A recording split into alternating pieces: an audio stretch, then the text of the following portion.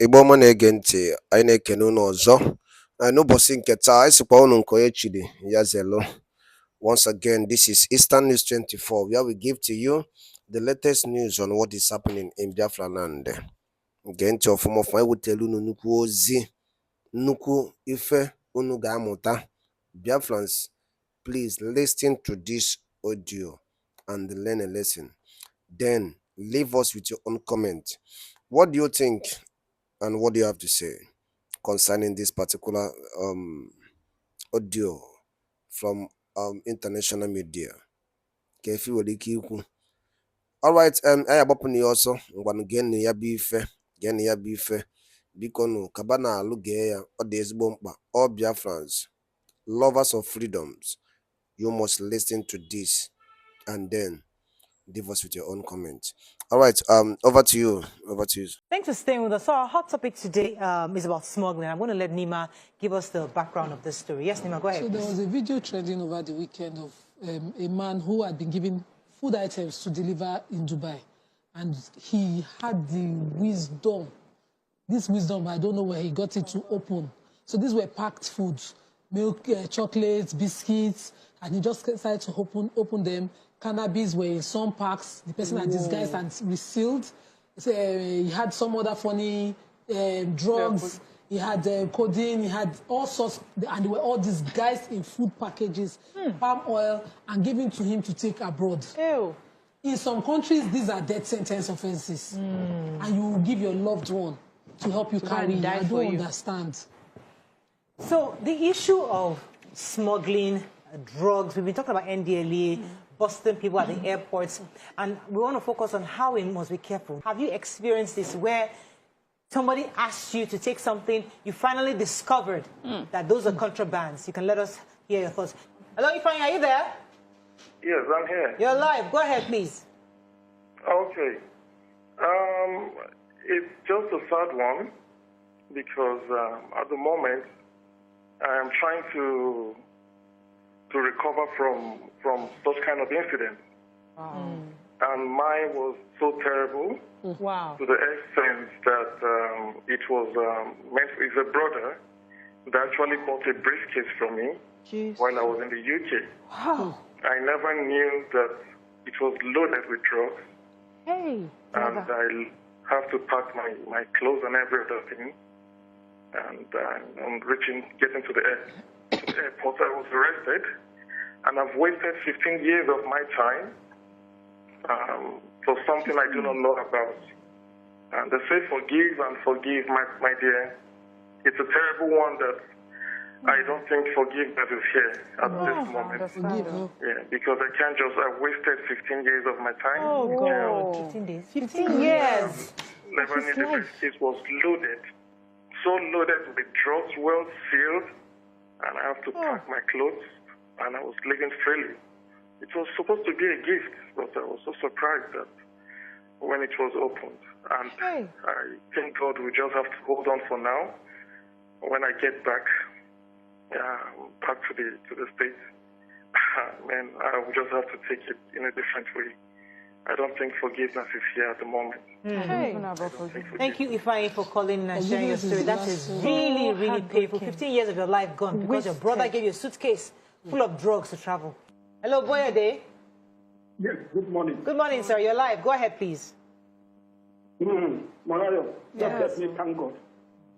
I would have been jailed when I was almost 60, and at a time my son was getting married in the UK. I left. I told my wife and the family members to go before me. I retired as a director of Federal Ministry, Public Service. What would have been the headline? What would have been the headline? I was working in the presidency. A friend came and gave me a laminated book. And I did not know, in my innocence. Laminated book. I collected this since it was a book.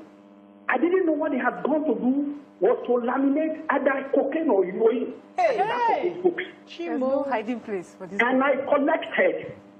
But you know, I am a child of God. I got to UK safely.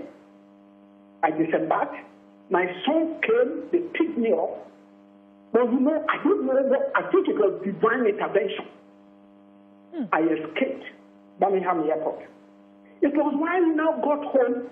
I'm a librarian. I retired. I was the first director of library services in federal service. What would have been the headline in Newswatch, in the Punch, everywhere? And after it is said, innocent. What could they would have scandalized my name? Yes. Because when my son is a lecturer in one of the great universities in UK. Now cut it open. Daddy, what is this? Destroy a whole family. And the wife is a medical doctor. They said, what is this?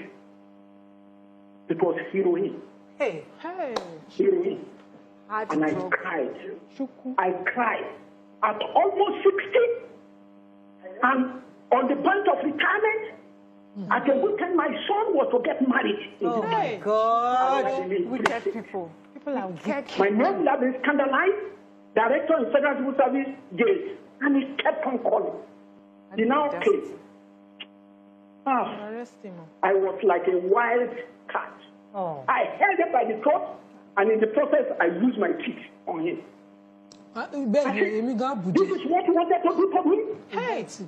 I haven't worked for 35 years in service. At my age, I tore his clothes. Good. He was begging. Then phone call. He was begging. And I told him, he said, Pastor. He was begging. You know what the Bible tells us? Flee away from every appearance of evil. Since that time, it's more than beggar bridge between us. I have no business. I praise God on your behalf. Thank you for sharing. Come to my son's house and see that something. I gave it to him. And it was the third day after the wedding. I gave it to him and I told him, my son, never ever should I see you with him. Good morning there. Are you there? Damola? Yes, I am. Good morning. You're live. Go ahead, please. This has happened before as well. I was traveling to Dubai, and my mom called me when I got to Lagos that a friend was going to send me one Ankara that I should take it with me and give it to her son. So when she met me at the airport, she brought out the Ankara from Mecca. She gave me Ankara. Then I told her, I'll put it in my hand luggage because I've checked in my bag. So I put it in my hand luggage, which I did. When I got to Dubai, randomly, they just stop you and they search your bag when you go through that machine. And my bag kept on beeping. And I wondered, I don't have anything illegal in my bag. I kept on beeping. So they told me to go into a room, they searched all my bags, checked everything, there was nothing. So when I got to the hotel, the person called me the next day in the morning. When they were going to meet up with me. And now brought out the Ankara, because they scattered my bag. So trying to put it together, I had to refold it. While dusting it and refolding it, credit cards fell down. About 10 to 12 credit cards. Credit cards. They didn't have any name on it. They only had the credit number and when it was going to expire, different credit cards. So the person called me, are you with the Ankara? Where will I meet you? Blah, blah, blah. I just told him, yes, I'm with it. But you might not meet me at the hotel, so I'll drop it at the reception. So I took all the credit cards and I damaged everything. And you did what? Damaged it. Thank you. And now took the Ankara, dropped it at the reception, and that was it. So I now called my mom after the person picked up the Ankara because I had to wait at the reception. I wanted to see who the person was, if I knew the person. And I didn't know him. So he picked it up and he left. And he didn't call me. They didn't call me for anything or whatever. So I called my mom and I told her, I said, this was what happened, blah, blah, blah. She didn't even know what it was. And that was it. So when I got back to Nigeria, the woman now called me that my son came to pick up the Ankara, but she left some papers on drawings on how she wanted the designs to blah, blah. And I don't know. I don't know anything about it. I just packed it, and that was how I gave it to Imagine. him. And she didn't tell me, and she said, okay, no problem, thank you very So much. the woman was in the know. Yes. Hey, People did not go to her house. Hey, and arrange her. I hope Nigerians are hearing all these stories. See, in this life, if you don't know how to set boundaries, go and learn it. If you don't know how to say no, go and learn it. If you need to be coached to say no to certain people and even everybody, please, for your self-preservation, I will coach you for free. Go and learn it. There is nobody that you can have that you can't say no to. It's a problem. It becomes a problem because when you're considering what family say, they'll say I'm wicked, they'll say I'm selfish. And so, why are you bothered about what they will say? What works for you, works for you. Mio, I will never take anything for anybody. Ship it. All right. If ya bụ ife nwanne anyị nwaanyị na-akọwa na ya bụ audio nke igere ugbu a, ịmara ife nji wee tie ya bụ ife ka anyị na-emekwe na ife ka uche anyị na-adị na ife anyị na-eme maka ada ama ama. All right, because ọ bụrụkwa onye kpọ nwanne gị bụ nwanne gị. Ịghọtago? Amụta m nnukwu ife na ya bụ audio, and nsikwa na mma egosikwa Biafrans ka onye ọbụla take corrections very well. Ịghọta ka uche gị dị n'ihe ọbụla ị na-eme. Ịghọtago? So ọ bụ na ife anyị na-eme dịkwa unu mma, kabakwa na alụ, share and comment, because we are fighting for the freedom and to exist from Nigeria, but we must take precautions to some certain things that is happening. Ọ bụrụ na eziokwu. All right, thank you once again, and don't forget that this is Eastern News 24, the home of latest news on what is happening in Biafra land. The bike, Messiano.